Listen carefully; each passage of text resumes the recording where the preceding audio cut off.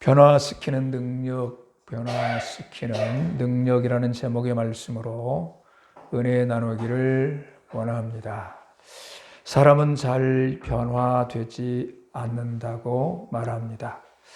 특히 자기 경험, 체험으로 굳어지고 또 습관화된 삶은 누구도 변화될 수 없고 바꿀 수 없다. 그렇게 말하기들 합니다. 어렸을 적에는 좀 그렇게 변화쉽게 고칠 수 있으나 나이가 들면 들수록 더 어렵다. 그런 이야기를 하게 되죠. 나무가 식물 같은 경우에 적은 나무를 심었습니다. 그런데 잘못 심으면 또 다른 데로 쉽게 옮겨 심을 수가 있는데 나무가 고목나무가 되었으면 깊게 넓게 박혀있기 때문에 뿌리를 상하지 않고 옮긴다고 하는 것은 참으로 어려운 일인 것입니다. 그래서 일찍이 옮길 때는 옮기더라도 고목나무가 되는 그 나무는 옮기지를 잘 않습니다. 우리의 인생에 있어서 이렇게 굳어진 상태에서는 잘 변화시킬 수가 없기 때문에 서울에 어떠한 세미나를 하는데 그 세미나 훈련 과정에는 55세 이상은 교육생을 받지 않는다. 그런 세미나가 있기도 하는 것입니다. 그런데 여러분, 저는 이것을 믿지 않습니다. 우리 예수님은 고칠 수 있기 때문에, 변화시킬 수 있기 때문에, 무한 능력과 권세가 있기 때문에, 우리 주님은 고쳐 변화시킬 수 있는 줄로 믿기 때문에 저는 주께로 나오면 변화될 줄로 믿습니다. 그런데 이 변화되는 주의 능력 가운데는 조건이 있습니다. 그 성경적 조건을 오늘 본문을 살펴보면서 함께 살피기를 원합니다. 그 첫째가 뭐냐? 예수님을 만나야 한다라고 하는 조건입니다. 35절에서 36절에 보시면 두 제자가 예수님을 만나는 장면 보게 됩니다. 두 제자 중 한 명은 안드레이고 또 한 사람은 이 요한복음을 기록한 사도 요한입니다.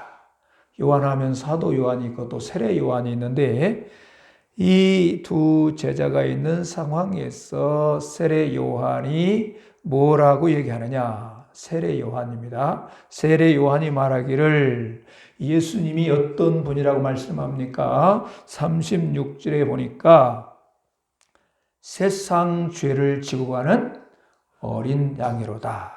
세상 죄를 지고 가는 어린 양이로다. 이게 무슨 말입니까? 예수님이 세상 죄를 담당하시기 위해서 어린 양으로 이 땅에 오셨다라고 하는 것입니다. 예수님은 사실 저와 여러분 우리의 죄를 담당하시기 위해서 이 땅에 오신 거예요. 이 사실을 이사야 53장 6절에서 확인시켜 줍니다. 제가 읽어드립니다. 우리는 다 양 같아서 그릇 행하여 각기 제 길로 갔거늘 여호와께서는 우리 모두의 죄악을 그에게 담당시키셨도다. 우리 모두의 죄악을 예수님에게, 어린 양으로 오시는 그 예수님에게 담당시키셨다라고 말씀하시는 것입니다. 사람이 죄에 묶여있는 한 절대 변화될 수가 없습니다. 한평생 죄의 종노릇 하다가 결국은 죽기 때문에 그렇습니다. 로마서 3장 23절 모든 사람이 죄를 범하였음이라고 기록하고 로마서 6장 23절에서는 죄의 삭은 사망이라 그렇게 기록하고 있습니다. 그 누구도 그 어떤 방법으로도 이 죄 문제를 해결할 수가 없기에 죄에서 벗어난 변화는 결코 이룰 수가 없는 것입니다. 그러나 여러분, 죄 문제를 해결하신 예수님을 만나면 변화됩니다. 할렐루야. 죄인의 칭의를 받게 됩니다. 죄인이 죄 용서함 받은 칭의를 얻게 되는데, 이 내용이 로마서 3장 24절에서 이렇게 증명해 줍니다. 제가 읽어드리겠습니다. 그리스도 예수 안에 있는 속량으로 말미암아 하나님의 은혜로 값없이 의롭다 하심을 얻은 자 되었느니라. 그리스도 예수 안에 있는 속량으로 말미암아 하나님의 은혜로 값없이 의롭다 하심을 얻은 자 되었느니라. 예수 그리스도를 통해서 예수 그리스도로 말미암아 죄 문제를 해결받게 되었을 때에 새로운 변화 역사가, 새 인생의 역사가 이루어지는 줄로 믿습니다. 오늘 등장하는 제자뿐만 아니라 수많은 사람들이 하나같이 이 예수님을 만남을 통하여 놀랍게 변화되었습니다. 그러므로 이 예수님을 만나야 하는 것입니다. 예수님을 만나면 사울이 바울 됩니다. 방탕아 어거스틴이 성 어거스틴으로 변화되는 것입니다. 김용기라고 하는 분은 죄를 먹고 마시며 죄의 수렁에 빠져서 그가 그 죄에서 벗어날 수 없었기 때문에 그 인생을 포기하려고 했었습니다. 그러나 예수님을 만나 죄에서 자유를 얻고 변화를 받아서 지금은 미국의 한인교회에 목회를 하고 있다고 합니다. 예수님은 어떤 이유로든 어떤 문제로든 어떤 누구든 예수님께 나오는 자 우리 주님 다 맞아 주십니다. 이 우리 주님께서 맞아 주실 때에 우리 주님 사랑으로 그 누구에게든지 그 어떤 상황이든지 그 어떠한 처지 여건 가운데 있든지 다 맞아 주시는데 놀라운 십자가 사랑으로 맞아 주십니다. 더 놀라운 사실은, 더 중요한 것은 그 어떤 삶에서도 그 어떤 자라도 죄의 수렁에 빠져있는 그 죄의 수렁에서 건져주시고 새롭게 변화시켜 주시는 것입니다. 그래서 이 주님을 만나야 하는 것입니다. 이 주님을 만나시기를 바랍니다. 그런데 수많은 예배를 드렸고 오늘까지 드리고 있지만 이런 예배와 함께 내가 진정으로 예수님을 만났는가 질문해 보아야 할 것입니다. 신앙생활한 지 수십 년이 지났지만 혹 그저 예배나 보고 가는 그러한 삶은 아니었는가 자신에게 질문을 던질 필요가 있습니다. 마태복음 7장 7절에 이렇게 말씀합니다. 구하라 그러면 너희에게 주실 것이요 찾으라 그러면 찾아낼 것이요 문을 두드리라 그러면 너희에게 열 것이니 무슨 말씀인가? 하나님을 찾는 자 만나 주시는 하나님, 그 하나님 그 주님을 만나시기를 바랍니다. 예배나 보고 가지 이런 생각을 철저하게 내려놓고 버리고 출장시키고 퇴출시키고 정말 우리가 예배 드리러 나올 때마다 꼭 주님을 만나야지, 우리 주님을 만나고 돌아가야지, 그런 결단, 그런 중심 가지고 주 앞에 나오시기를 바랍니다. 그런 예배 현장에 우리 주님 만나 주셔서 주 회복의 역사가, 변화 역사가 일어나는 것이기에 그 은혜가 우리 모두에게 임하기를 간절히 소원합니다. 두 번째로 우리가 꼭 우리 주님을 우리의 중심에 또 우리 주님을 만나서 변화되어야 할 꼭 염두에 될 것, 야고보서 4장 8절에 보면 이렇게 기록되어 있습니다. 하나님을 가까이 하라 그리하면 너희를 가까이 하시리라, 그렇게 말씀합니다. 첫 번째로 우리가 정말 예배 들어 나올 때에 꼭 주님을 만나야지라는 그런 말씀, 그 중심, 그 더불어서 우리가 두 번째로 꼭 우리의 마음의 중심에 하나님께로, 주님께로 가까이 나오자는 그러한 우리의 열망, 그런 우리의 결단을 갖고 예배에 드리시기를 간절히 소원합니다. 왜요? 말씀이 약속합니다. 가까이 나가는 자 우리 주님이 가까이 오셔서 우리를 만나 주시겠다고 말씀하시는 것입니다. 멀리서 만나는 것이 아닙니다. 적당히 만나는 것 아닙니다. 가장 가까이에서 만나시기를 간절히 소원합니다. 그럴 때 만져주십니다. 그럴 때 위로해 주십니다. 그럴 때 변화시켜 주시는 것입니다. 그럴 때 새롭게 변화되는 우리의 삶으로 은혜받고 돌아가실 때 그 주님과 함께 돌아가시기를 간절히 소원합니다. 변화를 위한 두 번째 조건은 무엇인가? 예수님을 따라야 합니다. 37절 말씀에 두 제자가 그의 말을 듣고 예수를 따르거늘 이 말은 어떤 사람의 뒤를 자원해서 따르는 것입니다. 중요한 것, 그냥 따르는 것이 아니라 스스로가 자원해서 따르는 것입니다. 우리가 억지로 하는 일치고 제대로 되는 일이 없습니다. 여러분, 자원하여 하시 그러한 우리의 중심이 중요하다. 그런데 또 보면 이 말에는 제자들이 예수님과 함께 하고자 하는 결심의 행보의 의미를 담고 있다는 것입니다. 제자들은 예수님이 가시는 대로 따라갑니다. 가자고 하시는 대로 그저 따라가는 모습 보여줍니다. 이것이 제자의 기본입니다. 예수님이 가는 길을 따르지 않거나 그분이 가라는 방향으로 가지 않으면 그 사람은 결코 예수님의 진정한 제자로 변화될 수가 없는 것입니다. 우리가 하나님의 사람, 하나님의 자녀, 우리가 예수 그리스도의 제자로서 더욱더 성장, 성숙, 그러한 변화의 삶으로 나갈 수 있기 위해서는 주님 가시자고 하실 때 따라가며 우리 주님 지시하시는 방향으로 함께 나아가기를 바랍니다. 그럴 때 우리가 새롭게 성숙, 성장의 변화 역사가 일어나는 것이기에 그런 것입니다.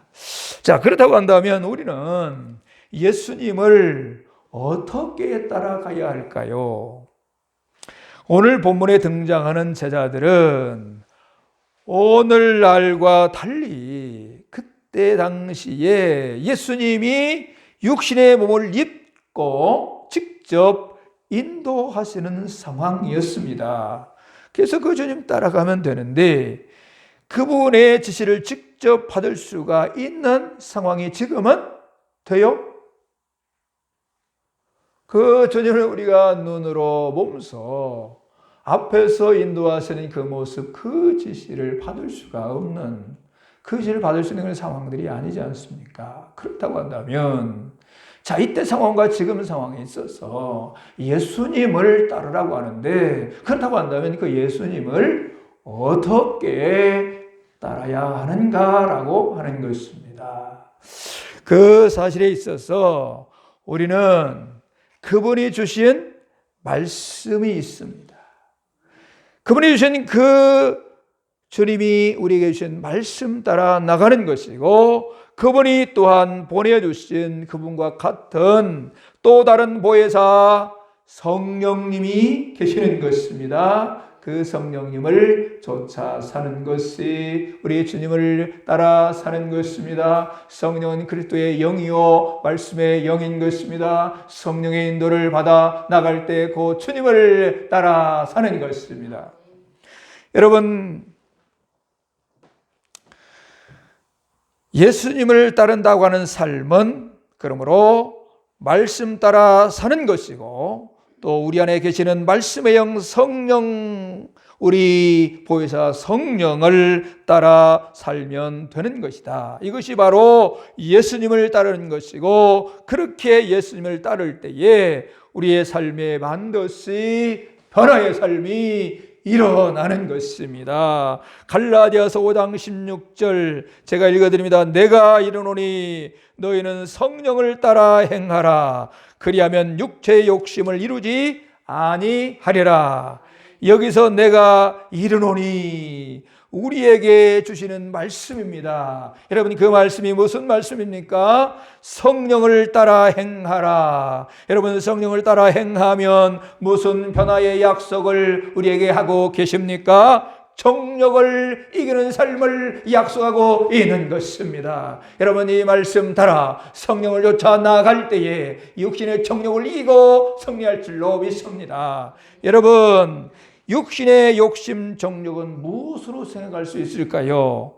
예를 들면 세상 문화를 즐기는 것인데, 이것을 우리가 말씀에 우리 하나님의 은혜를 받고 보니 하나님의 말씀, 하나님의 뜻에 비춰볼 때에 합당하지 않다, 내가 이거 좀 끊어야 되겠다, 이거 좀 어떻게 절제해 봐야 되겠다 하는데 안 되는 육심의 욕심 따라 그것에 묶여버리는 그런 경우들 많아요. 자, 술을 끊고자 하는데 우리 육신의 욕심이 그거 간투인가요?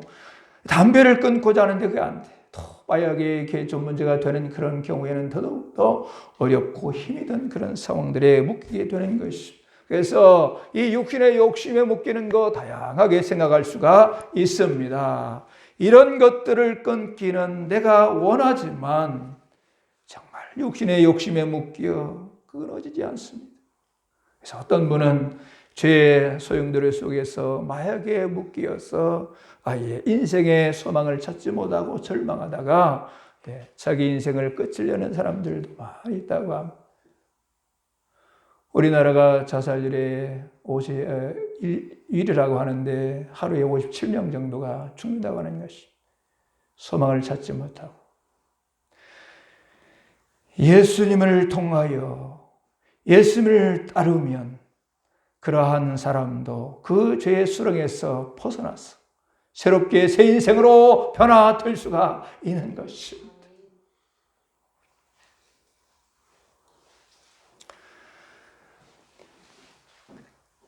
육신의 정욕 다 하나같이 달고 살지 않습니다.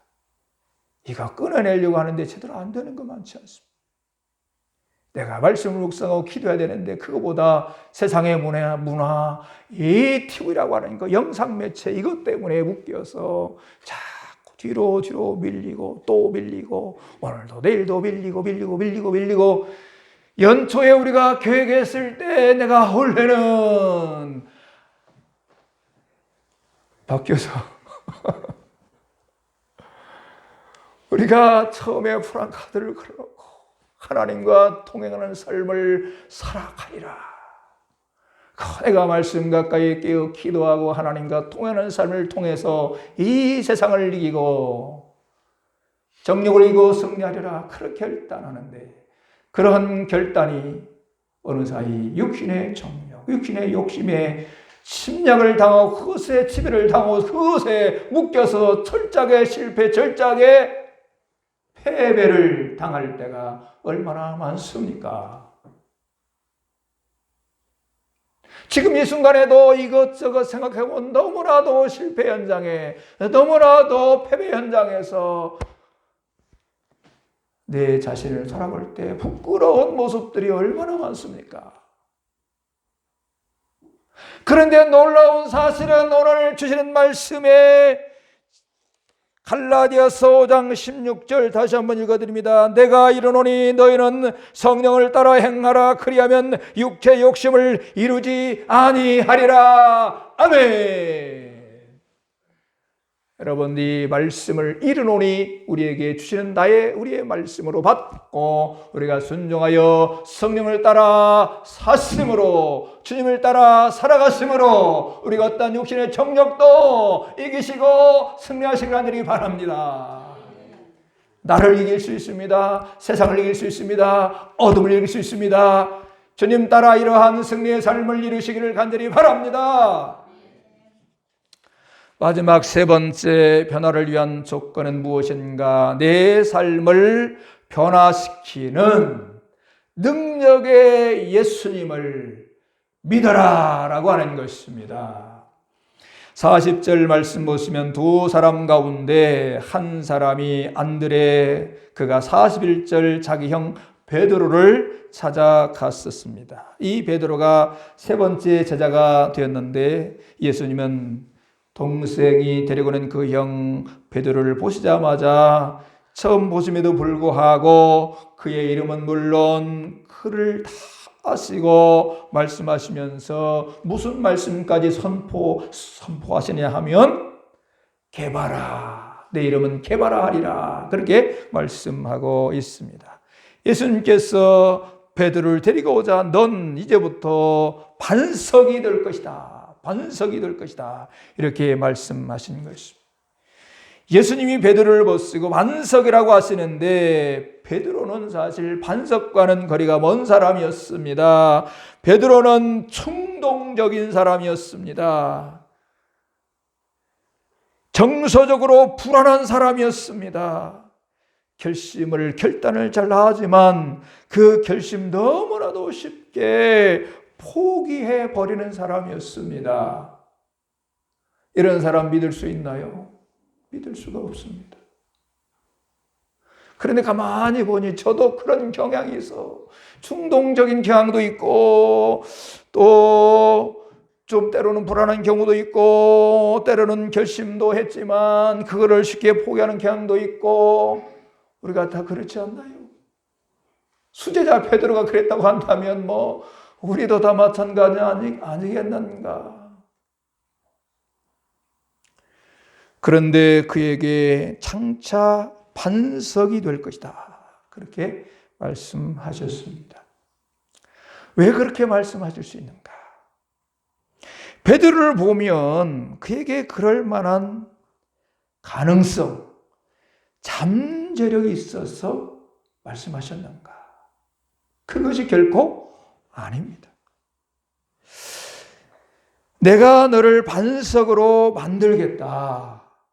예수님께서 그렇게 변화시키시겠다라고 하는 능력을 선포하신 것입니다. 내가 너를 어떻게 만들겠다라고 하는 권세, 그 능력의 말씀으로 선포하신 것입니다. 이 예수님을 믿고 따라 사는 삶, 너무 복된 삶인 것이 무엇인가? 예수를 믿고 따르는 자에게 그렇게 되도록 예수님이 권능의 역사를 펼치시겠다라고 하는 것이, 내가 베드로처럼 충동적이고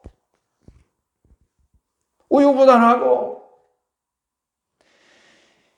뭔가 염려, 걱정, 불안에 비어있고 좀 무슨 말 들으면 쉽게 내 마음에 상처를 받고 시험에 들어 넘어지기도 하고, 내가 봐도 내 인생이 너무나도 안심스러울 때가 많고 안타까울 때가 많고 부끄러울 때가 많고, 참 한심하다, 답답하다, 그러한 경우들이 많이 있지 않습니까? 나만 그런가? 다른 사람들도 보니 다 그래. 죄 속성상 다 그런 연약한 모습들이 우리 삶에, 우리 인생에 내재되어 있는 것들을 보면서 참 안타까울 때가 얼마나 많은가. 그런데 우리 주님은 능력과 권세가 한이 없으셔서 나를 고쳐줄 수가 있습니다. 믿으시기를 바랍니다. 믿음이 변화시키는 것입니다.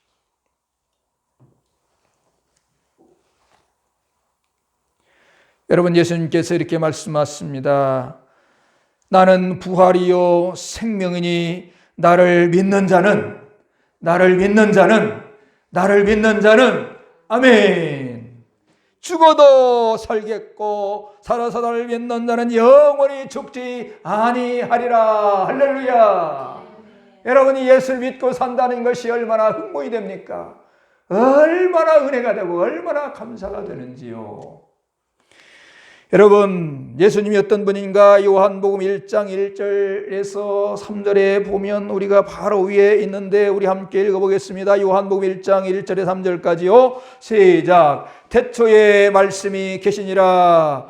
이 말씀이 하나님과 함께 계셨으니 이 말씀은 곧 하나님이시니라. 그가 태초에 하나님과 함께 계셨고 만물이 그로 말미암아 지은 바 되었으니 지은 것이 하나도 그가 없이는 된 것이 없느니라. 여러분 14절로 갑니다. 시작. 말씀이 육신이 되어 우리 가운데 거하시며 우리가 그의 영광을 보니 아버지 독생자의 영광이요 은혜와 진리가 충만하더라. 아멘. 예수님이 어떠한 분인가 하는 것을 선포하여 우리에게 깨닫게 하고 알게 하고 있는 그 주님은 어떠한 분입니까? 천지 만물을 지으시고 다스리시고 운행하시는 하나님의 영광의 권능이 한이 없인 분입니다. 그분이 나와 함께 하십니다. 여러분과 함께 하십니다. 우리와 함께 하십니다. 믿으시기를 축원합니다. 여러분, 그래야면 내가 변화될 수 있습니다. 나를 고쳐줄 수 있습니다. 나를 새롭게 하여 줄 줄로 믿습니다. 어떤 상황도 어떤 문제도 어떤 사람도 다 변화시키시고 회복시켜 주시는 것입니다. 너를 개발하리라. 너는 개반이라. 그런데 그렇게 말씀하신 그 현장에 그 베드로를 시몬을 보고 그 누구도 그거를 받아들일 수가 없는 것입니다. 오늘 우리 주님이 너는 개바가 되리라, 너는 개바라 하리라 그렇게 말씀하시지만 우리가 받아들일 수가 없는 것입니다. 너는 장차 하나님의 정경광에 멸류관을 쓰고 하나님의 영광에 자리에 앉게 될 존귀한 박대순 집사님이리라. 우리 주님께서 말씀하실 때 마음에 와닿지 아니할지 모르지만 예수를 믿으면 내 믿음대로 될지어다. 할렐루야. 우리 주님 말씀하신 거예요.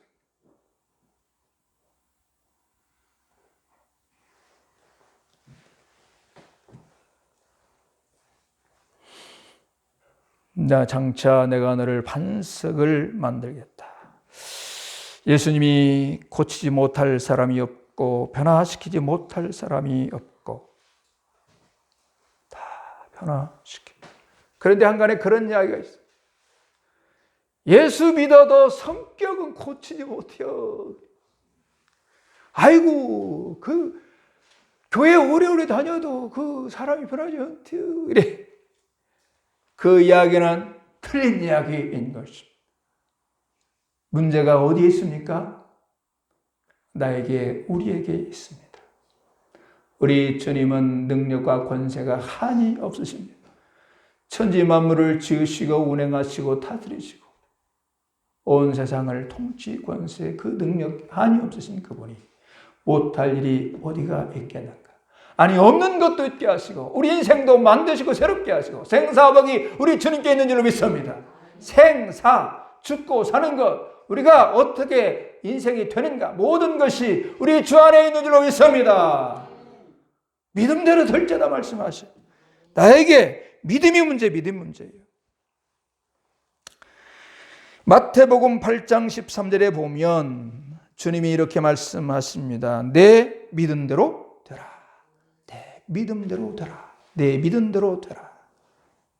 이게 무슨 내용이냐? 백부장의 믿음을 우리가 보게 되어지는데 그 하인이 불치의 병에 걸려서 그 당시에는 불가항력적인 절망의 순간에 이르게 된 낙심의 현장이었습니다. 그런데 예수께서 그 절망을 소망으로, 그 죽음을 생명으로, 그 도무지 고쳐낼 수 없는 불치의 병을 깨끗하게 완벽하게 온전하게 치유해 준 줄로 믿습니다. 무엇으로? 내 믿음으로, 내 믿음대로 될지어다. 우리가 예수를 믿으시기 바랍니다. 철저하게 믿으시기 바랍니다. 믿음대로 될지어다. 우리 주님이 우리에게 나에게 선포하시고 계시는 것입니다. 문제는 나에게 믿음이 있는가?